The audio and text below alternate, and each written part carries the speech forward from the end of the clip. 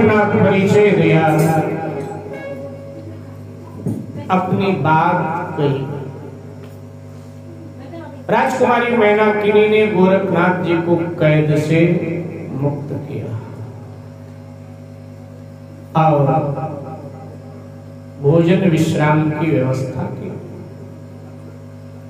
एकांत में गुरुदेव से जब अवसर मिला तो गोरखनाथ जी ने उनसे कहा, मत्स्येंद्रनाथ से,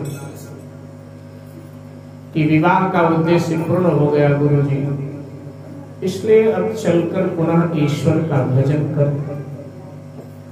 मैं वास्तव में ये वेश आपको यहाँ से निकालने के लिए ही लेके आया था। स्त्री वेश इसीलिए लेकर आया, आपको यहाँ से निकालने। मत्स्येंद्रनाथ ने लज्जित होकर कहा कि बेटा, अपनी गुरु माता से बात करो, अगर वो मान जाती है तो हम तुम्हारे साथ जाने के लिए तैयार हैं। कई वार्ताएं हुई लेकिन विफल जा रही है वार्ताएं।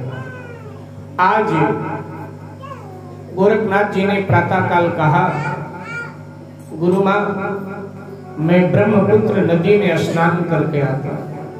असम में ब्रह्मपुत्र बहती,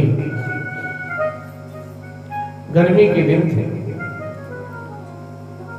तो मैनाकिनी ने कहा, बेटा फिर तो मेरे बेटे को भी लेते जाओ। 12 वर्ष का था। कहा मेरे बेटे को भी ले जाओ और इसको भी थोड़ा रगड़ करके थोड़ा ढंग से स्नान करा देना। ठीक है, ठीक है।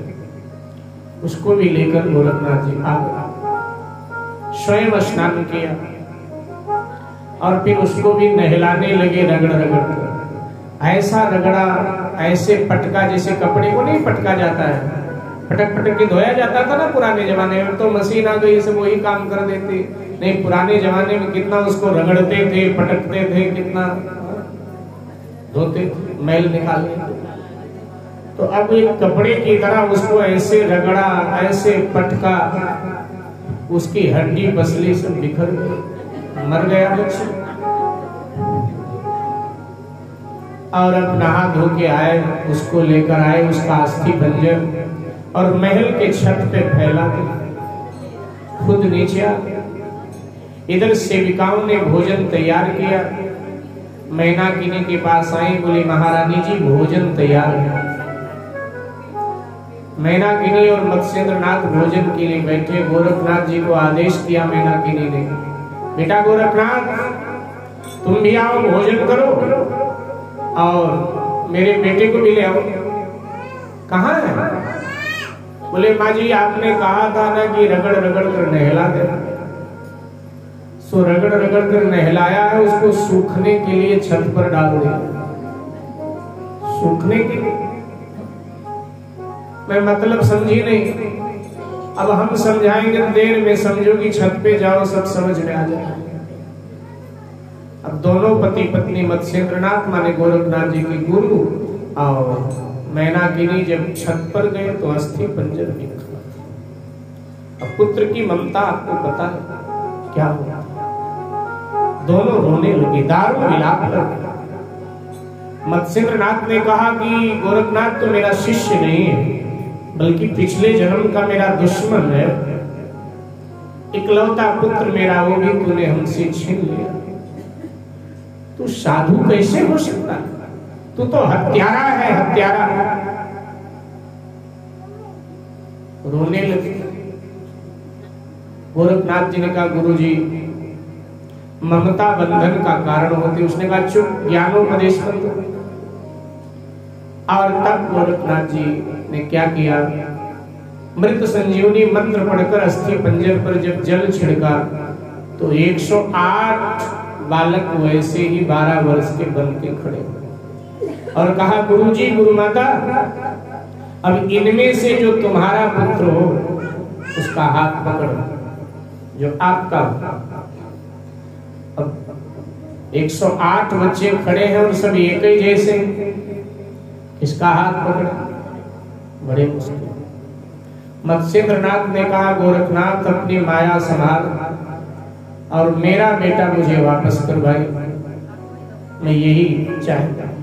और तब गोरखनाथ जी ने जो उनका पुत्र था उसका हाथ पकड़कर उनके हाथ में थमा दिया और बाकी जो 107 थे वो अंतर्हित हो गए, गायब।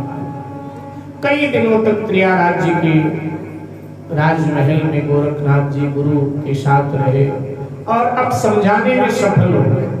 रोज समझाते हैं, अब गोरखनाथ जी समझाने में सफल हुए और आज मत्स्येंद्रनाथ ने स्वयं मैनाकिनी को समझाया, उसको मनाया और कहा कि देखो विवाह का उद्देश्य पूर्ण हुआ, बालक बड़ा हो रहा है, अब आप महल में रहकर भजन करो और मुझे भी आदेश दो, मैं भी जाकर सत्य साधना करूं।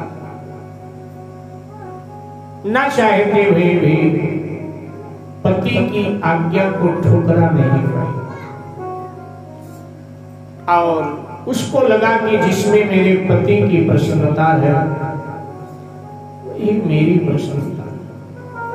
न चाहकर आंखों में आंसू भरकर उसने स्वीकार किया, कहा कि देखो उस समय आपने कहा था कि अब हम जीवन भर साथ साथ रहेंगे, लेकिन बीच रास्ते में छोड़कर जा रहे हैं, ये ठीक नहीं।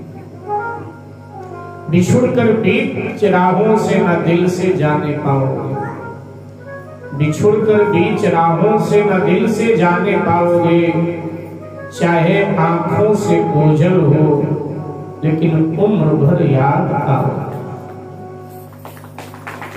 चाहे आंखों से ओझल हो उम्र भर याद आओ। पहले तो दिल ले लिया प्यार की बातें करके और अब नजर चुराते हो बंचोर जमाने। ताप उम्र के